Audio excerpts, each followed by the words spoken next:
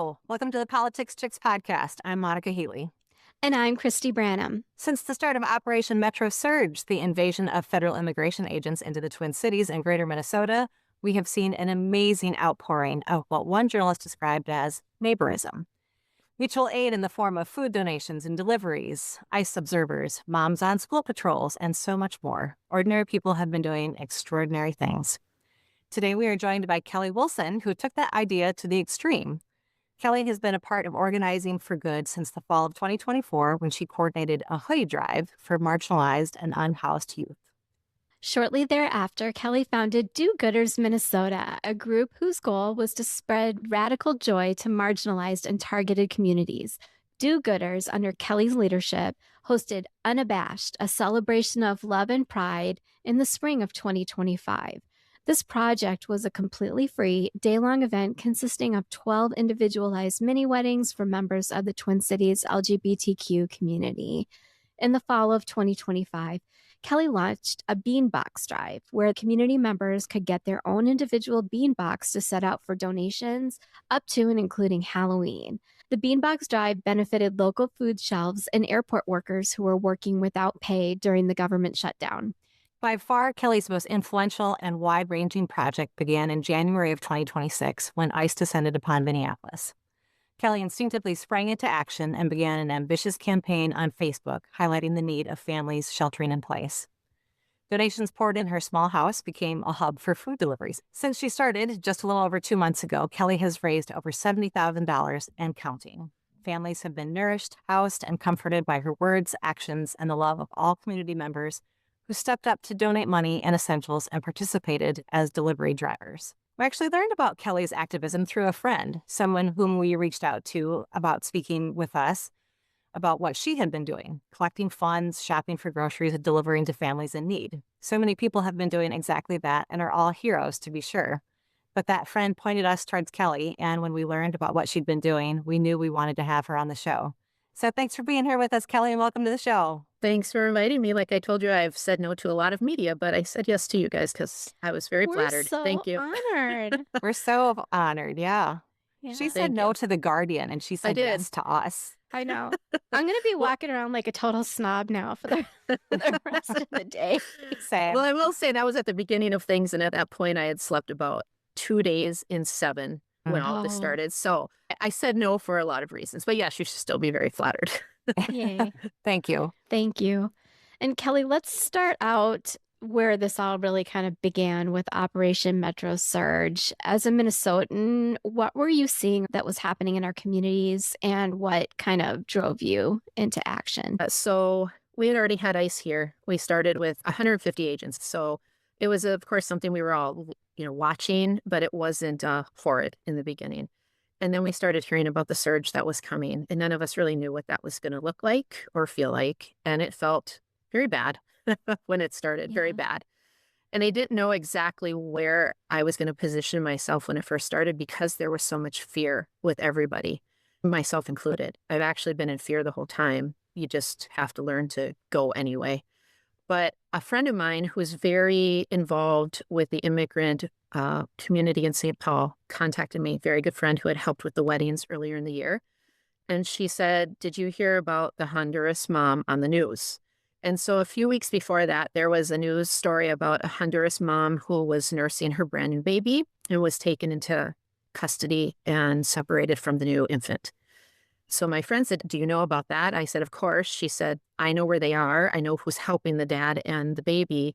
We need to help this family." And I was like, "Of course we need to help this family."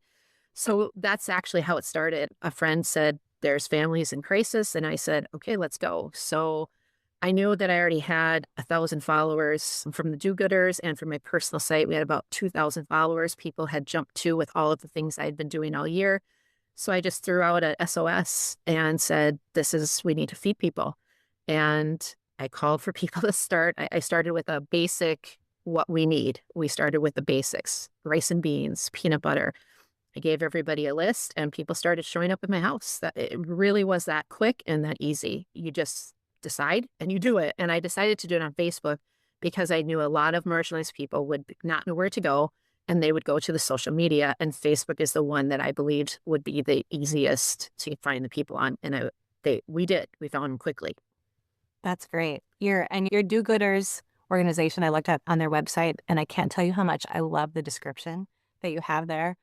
A group of humans who gather as community to spread radical joy as a means of protest, resistance, and support. Yeah, that's what I wanted it to be. That's why we did the weddings. First off, I wanted to create massive joy for people that were massively scared. I wanted to counter everything horrible. When the election happened, I actually, in my head, had a really loud voice because I was so distraught that day.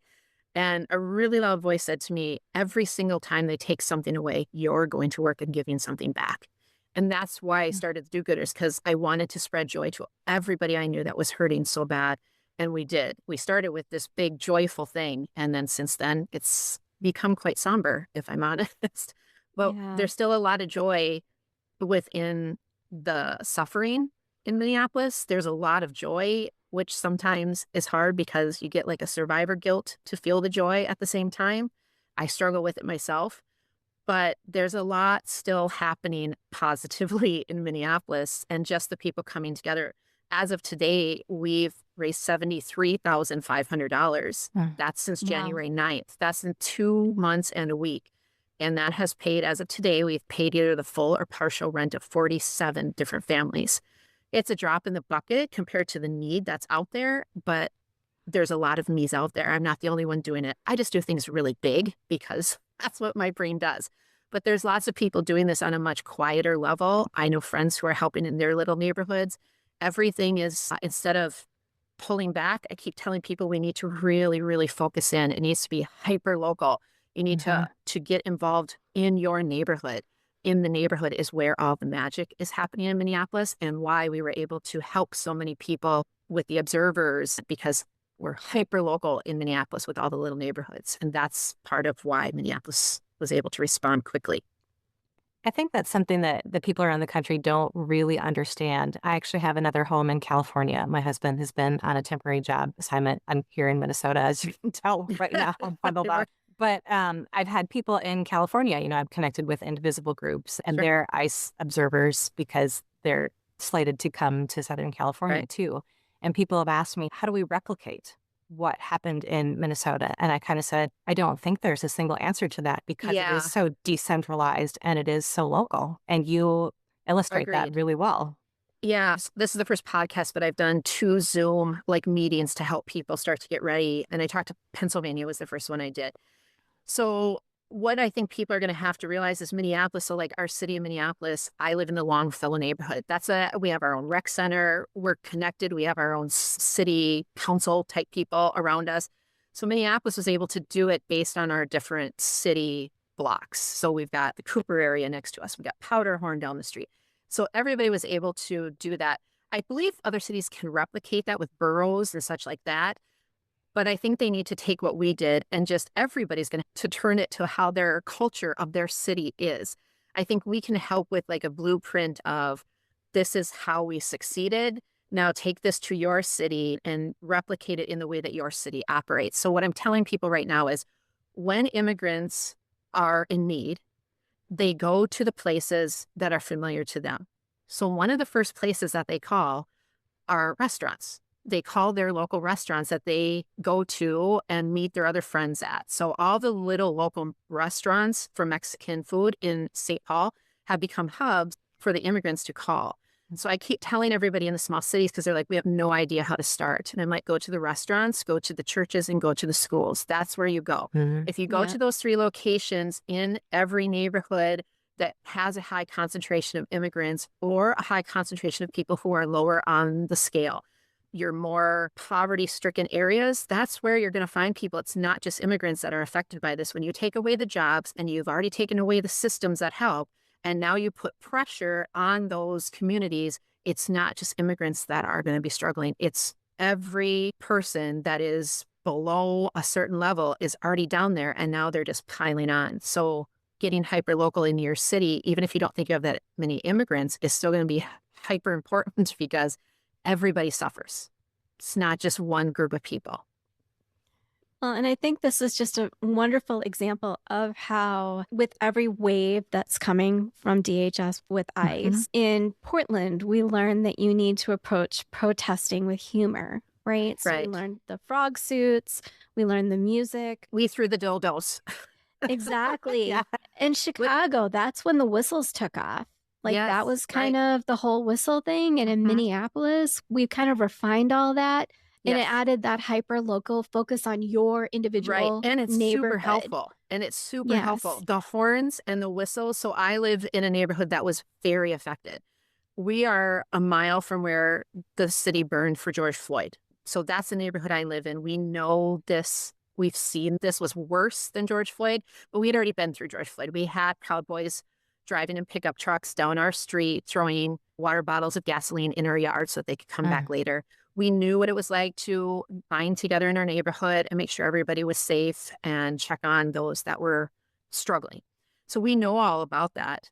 But the horns and the whistles are invaluable. They're just, I would sit in my house and the minute you would hear them, yes, we're going to be traumatized by horns and whistles in Minneapolis for the rest of our lives. But when you Right. hear them coming, you could get prepared and it's kind you can hear them far off. I think that's something every city needs to make sure that they are jumping on immediately because it's such a warning for everybody in the area. Even if you're in your car, I got boxed in by ICE. It was terrifying. I was delivering rent checks or rent cash to people, and I had actually just finished doing one. I knew nobody was following me because we do a lot of maneuvers to make sure we're never followed. And all I did was turn down a street, and there was a white pickup truck and another car. And I was actually looking for an address, so I wasn't even paying attention. But I was doing like I was going to the side to read because I'm too old and I couldn't see the numbers and I didn't wear my glasses. So I was pulling over to read signs and then I'd pull back out. So I think to them, I looked like I was going to be a disruptor or something. I don't know. But all of a sudden, I saw the white pickup truck in my rearview mirror whip around in a circle, which I had seen outside my home when they were there before and trying to get somewhere. And they came flying down the road and literally pushed me into the side and then just blocked me so I couldn't move. And it was terrifying. I didn't know what they wanted. I wasn't doing anything. So finally, after about 2 minutes of that, I got bold and rolled down my window and kind of gave the what the hell look at them. And they nodded with their masks on and then they took off. And that's why people are sheltering in place. Had I been my son, who's African American, had I been any of my friends who have darker skin, I don't believe that they just would have taken a picture of my license plate and left. So anybody who has darker skin at all is sheltering in place, and they will in every city, knowing what had happened in Minneapolis. That's going to be something going forward that I think nobody really understands. They think that every human that's sheltering in place must have done something wrong or Right. must. And that's not what's happening. In fact, my experience, and I've been talking to people for now 2.5 months, my experience is that the vast majority that are sheltering in place, it has nothing to do with their legal status. It has to do with their fear about being profiled and thrown into detention. And who knows what could happen to you then? You could end up in El Salvador. Who knows?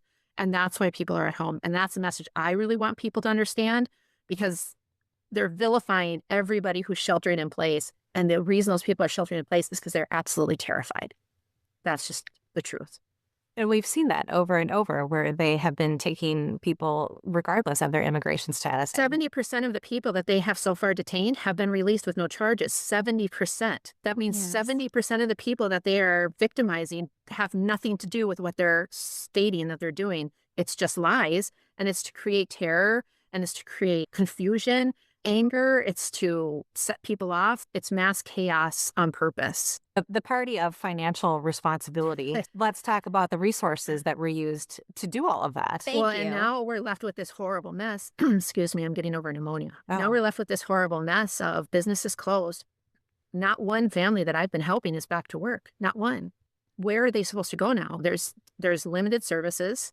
They're scared to leave their homes still because now we're just doing sneaky tactics in Minneapolis in plain clothing. In Mhm. Egan, they were asking a woman of Latin descent to go up to doors and knock so that she wouldn't look frightening and that people would open their doors and then they'd pull them out of the doors. Nobody wants to be in that situation, so nobody's going to come out until they're sure that they are safe and that their family is safe. And I don't know when that happens. So this isn't going anywhere. That's the big thing too. The media moved on and America moved on because we have so much happening, but it's not going away in Minneapolis. And I honestly don't know when it will feel better because I don't know any family that's back to okay. And there are a lot of families too who are non-immigrant Absolutely. They're not representing, okay either, though. who are keeping their kids home because they're Absolutely. worried about their kids witnessing violence and being Yes. traumatized at school. I have one of the women that we've been helping. She has high anxiety disorder, and she's scared to death to see her son see masked men commit violence in the streets, and she won't let her son go to school. And she's very scared for her child, and they aren't the hunted population. She's just scared of the trauma her son could endure just being at school, because that's happened in Minneapolis all over at the schools. I've had people ask me, as a former teacher that taught through COVID, which aftermath is going to be worse, the aftermath of COVID or the aftermath of this. And I said, well, this, because during COVID, all the kids were in the same boat. They were Yes. either all in school or they were all remote.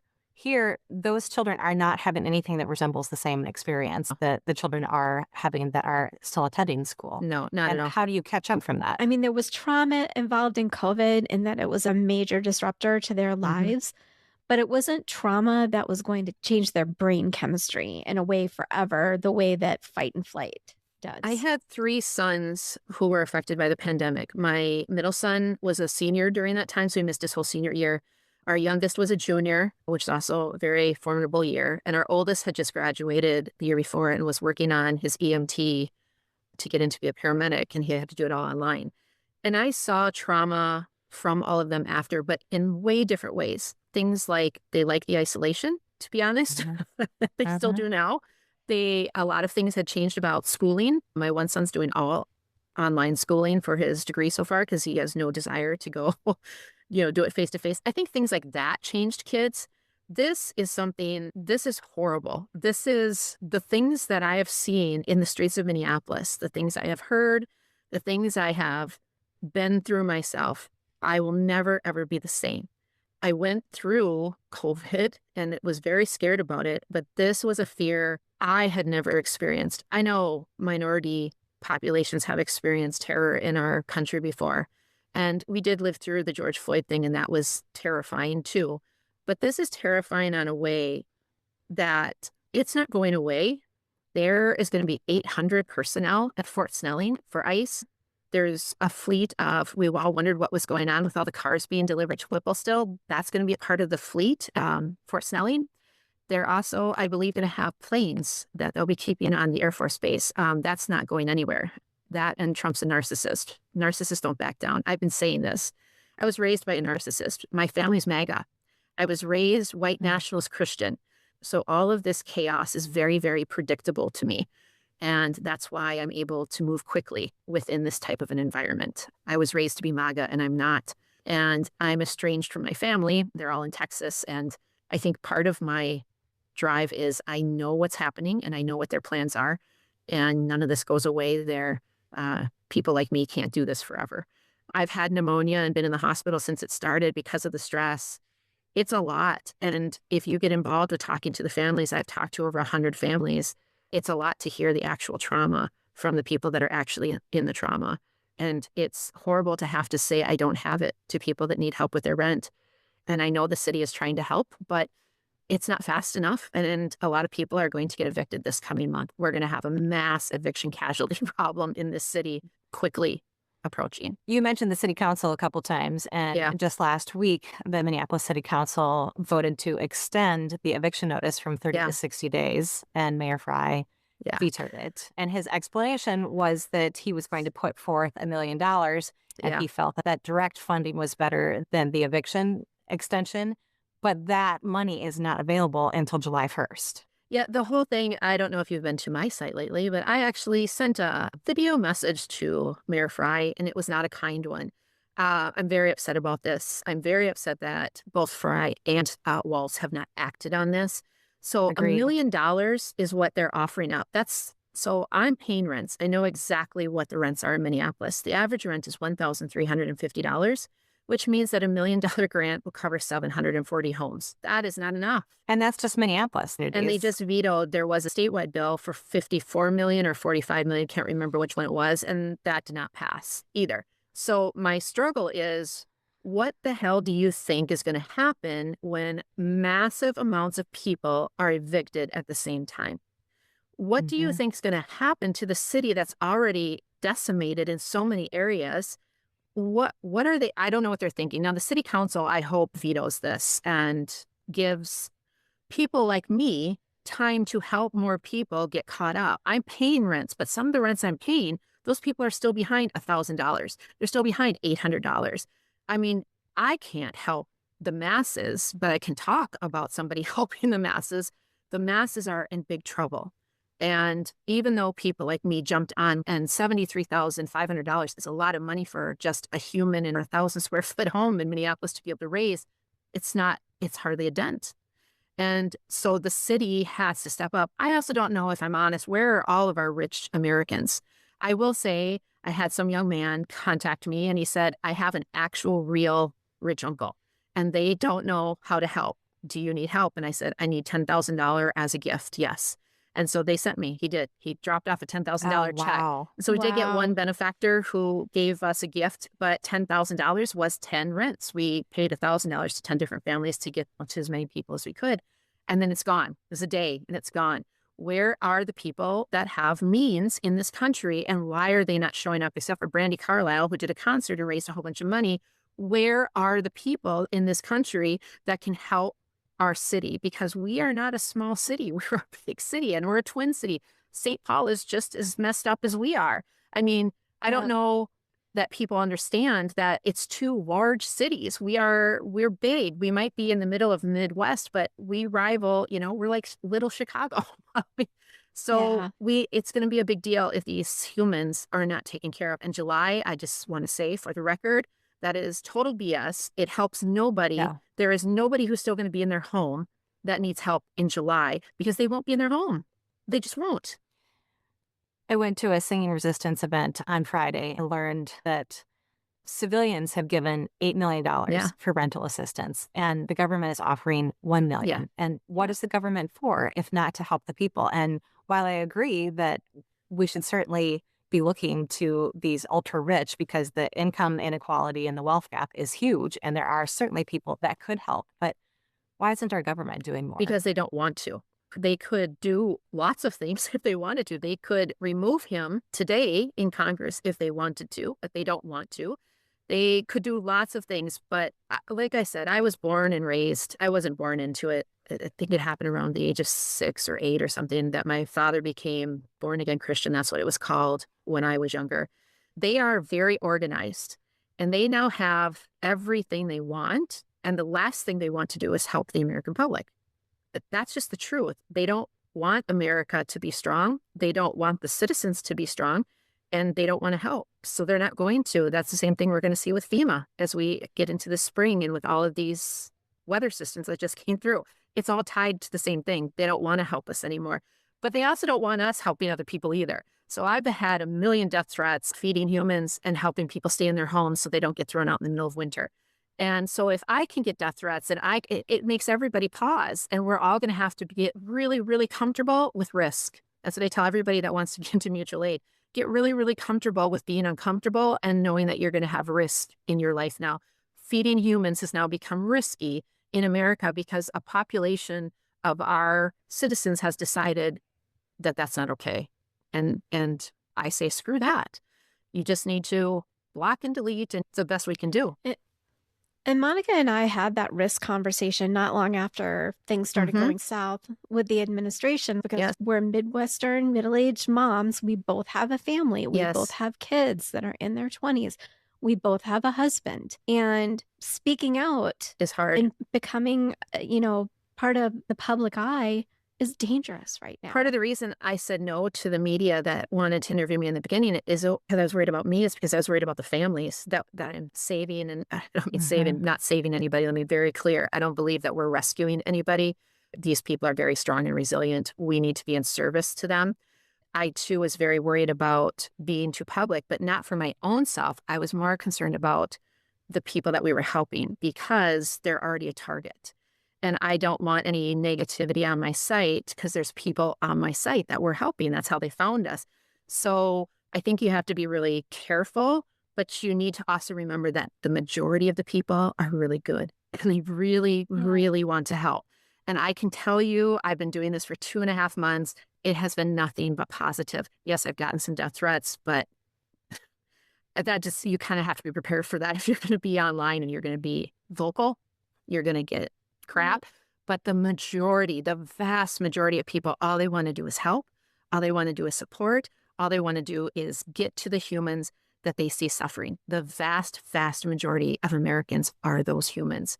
So yes, it's super risky and it makes you feel, I don't know, like you're hanging out there in the wind, and you have to speak up. Silence isn't going to save any of us anymore. And you have to decide, who do I want to be in this time and place? I too have a family. I'm being very vocal, and most people are very, very good.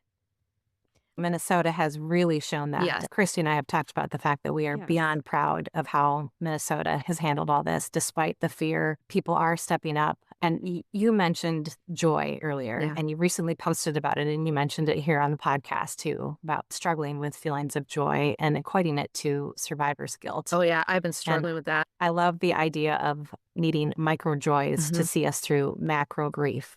So other than helping people out, what are some things that are bringing you joy? Well, I'm going to tell you that we have eyes on us in Minneapolis from all over the world. And I'm here to say that because I was answering about 150 emails a day in the beginning.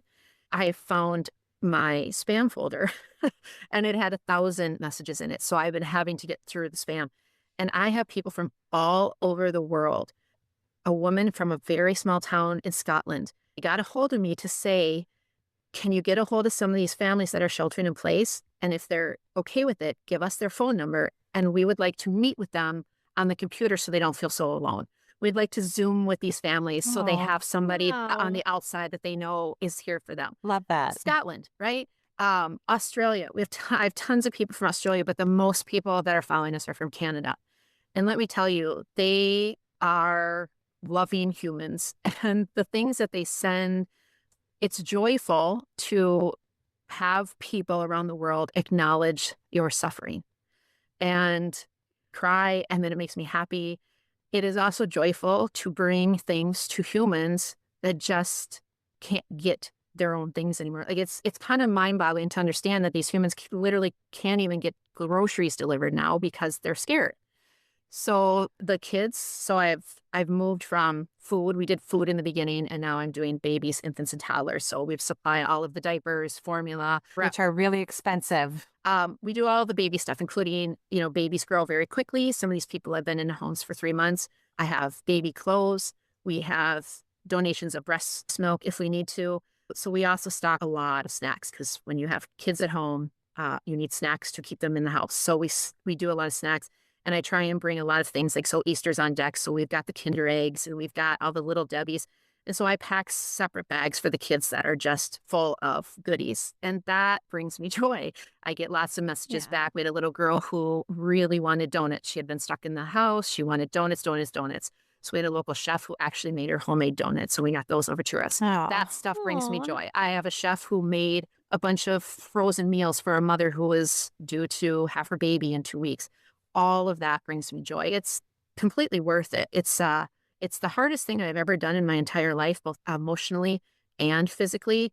I do feel what feels like survivor guilt frequently when I feel happy or I feel joy or something comes together and I'm like, oh yeah, I got it. And then I recognize and realize, crap, yeah, I got $1,500 because your government came after humans and you have to make sure they're okay. So it's this balancing act of letting yourself feel some joy and acknowledging that the reason you're in this is because your government has been taken over by radicals and you have to help protect your neighbors. That is, that's a whole mental thing right there. And it's, you have to be strong mentally to know that you're going to talk to people suffering. And sometimes you have to say no, and you can only do what you can do. And providing something to humans that are suffering is the most rewarding thing I think any human can do. And I've been blessed by the people that we are helping. And I keep telling my wife, I'm so changed by this and I'm so much softer because it's impossible to not be completely affected by this amount of suffering in our country. I don't know how you could get out of this and be the same.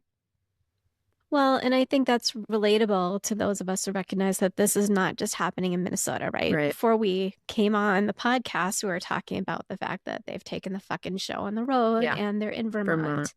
now, and they're heading towards Southern California. Mm-hmm. But, you know, also in our country and really at the world at large, it's so hard not to feel guilty Yeah, about what's it's going on when you it's really can't reach those people yes. all the way across the country. Mhm. I think it's important for us to remember that we allow them to steal our joy, Right. and that's game over. Right. Yeah, well, Right. absolutely. Yeah, my next crusade actually is I want to start some resistance parties. There's a lot of us out there that need to speak to other people that are doing the same things we're doing so that we can have more support and we can have more ideas and network with each other to figure out what's the next step. Because as things change, we need to change with it. They're going to get more advanced. You know, they figured out to go to plain clothes. That was a good move on their end. Now we need to figure out how do we adjust when they do that. I feel like Minneapolis is like we have started the systems, in my opinion. Chicago kind of started it with the whistles and stuff like that. Chicago did every city actually has done a great job with this because I think this is how Americans actually are. We don't take kindly to this kind of shit. And so Minneapolis and Minnesota are kind of setting a new bar for people to kind of build upon. And I think as it goes to every city, we'll add more and more things. But the thing that I want to say to everybody is this is coming to you and everybody, the mutual aid part of it, everybody can start now. And that is what they do need to do. I was ready. I had already started this group. This has been over a year. So I already had a group of people mobilized. So I was able to just send out a Facebook post and it literally started for me.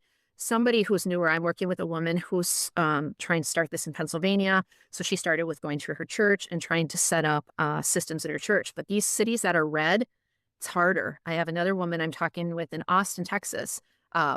Because the state is red, they don't have any cooperation like we do. We at least had cooperation, kind of. I mean, I don't know. I would debate that too, even, I guess. Yeah. I mean, yeah, I'm going to take that back.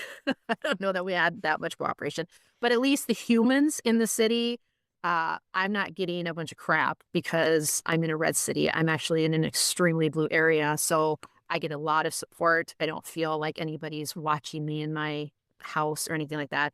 I think that part is harder for people in a red state if they're in a blue city. But start now. They need to start right now, getting those staples, getting mobilized, getting your systems in place. And that's what I think Minneapolis showed. There were a few of us that were able to jump out before the churches were able to organize, before the food shelves figured out how to deliver. That's another thing I'm telling everybody. Go to your food shelves now. So the food shelves will be full in Vermont. They will be full in these cities because the people who are donating want to help. But the people that need it aren't going to go to the food shelves. They're too scared to leave their houses. So you can go to your food shelves now and help them understand that they're going to need to have delivery. Otherwise, you're not going to have any food to the people. There's so many things people can be doing now in these cities to get ready for them before they get there. It will help. It will help the people who are hunted.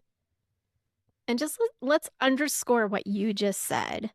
They are coming They to are. a community near you. That's the whole point if of you this. think that your community is not on the list eventually, you are deluding yourself. I believe if it was about immigration, they would go to the places that have the immigration problem most. 150,000 undocumented in both Florida and Texas.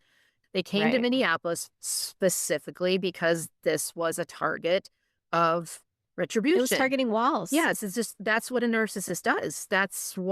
That is what they do. I was raised by one, so I was ready for this. This is what they do. And a narcissist doesn't just say, okay, we're done now. We'll just leave. Yeah, that doesn't happen either. They are going to still be here. They're going to make it a permanent thing. And we are going to have to figure out as a community how we live within that because people can't live in their homes forever. So it's game on for everybody. And it is coming to every state. Every state. And I swear to God, I screamed and screamed and screamed before the election, and I felt like I was screaming to a wall. And now I'm like, I have a little bit of a platform, and I'm going to keep saying the same thing over and over again. This is intentional, and they're coming for you and your city, period. This is about fascism, American style. They want us to get used to brutality. They want us to get used to the rules are for thee and not me. They want us to get used to cruelty. And I don't think anybody in America is going to get used to those things. And I think they're underestimating us a lot. But it's a formidable opponent, I'll tell you that. They're not making it easy. No. And it's all been a lot. Being from Minnesota, I think we would all agree with that. And when you step back and look at all of this, Operation Metro Surge, the death of two of our own, Yes. struggling businesses, the continued needs, how Minnesotans have responded. Looking forward, what's giving you hope right now?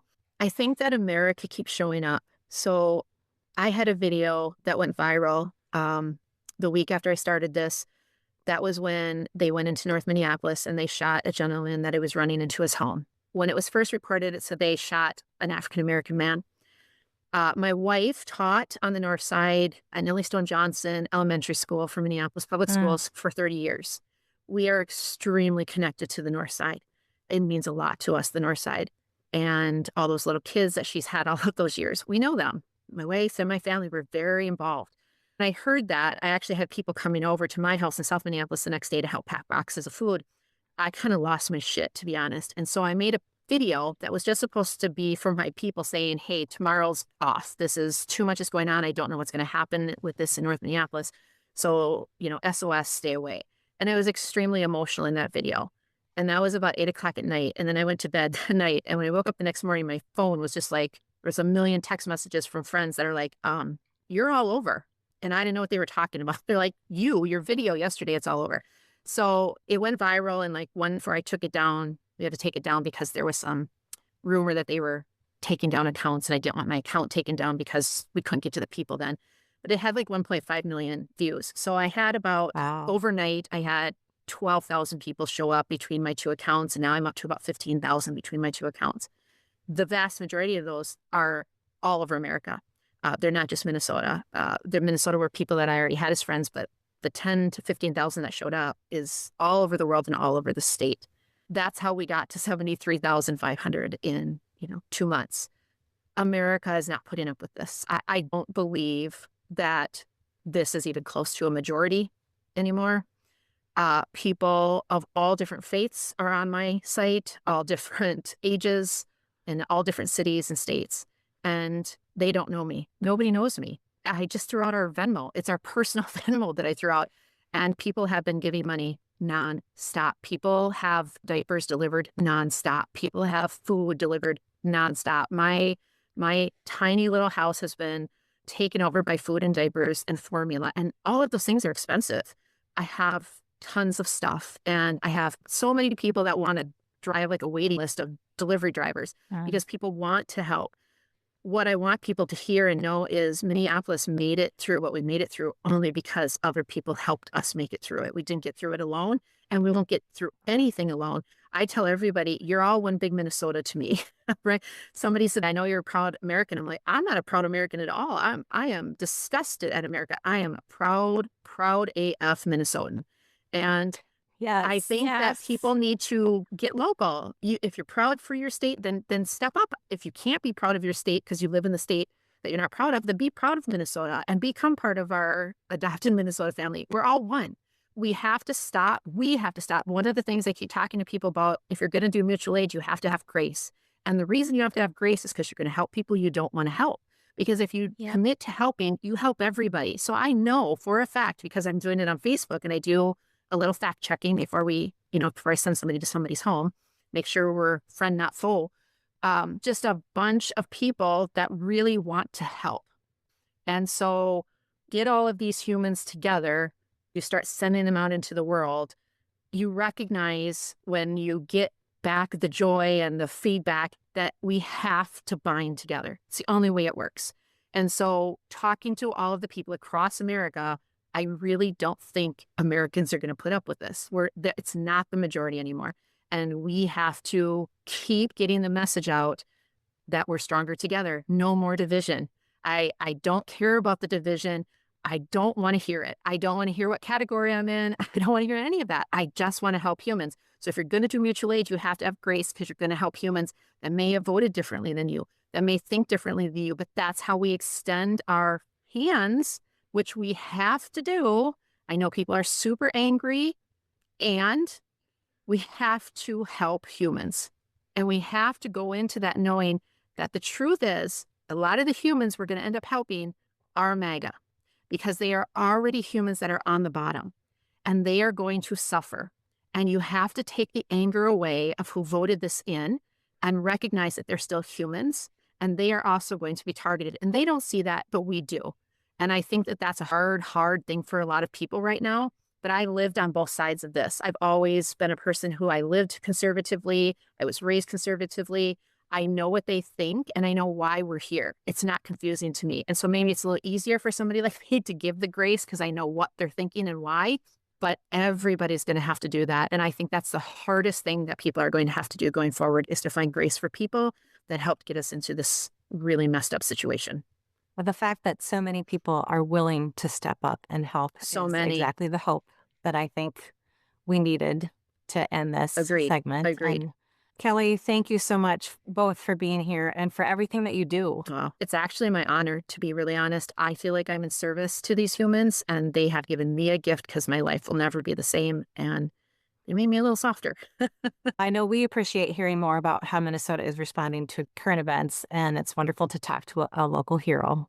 I hope our listeners have an appreciation for how much Minnesota has been through, how much people are helping each other, and how we need to help joy be present in our lives. And it's also a reminder that this is how we get through this together. The power of the people is greater than the people in power. Absolutely. And we will prevail.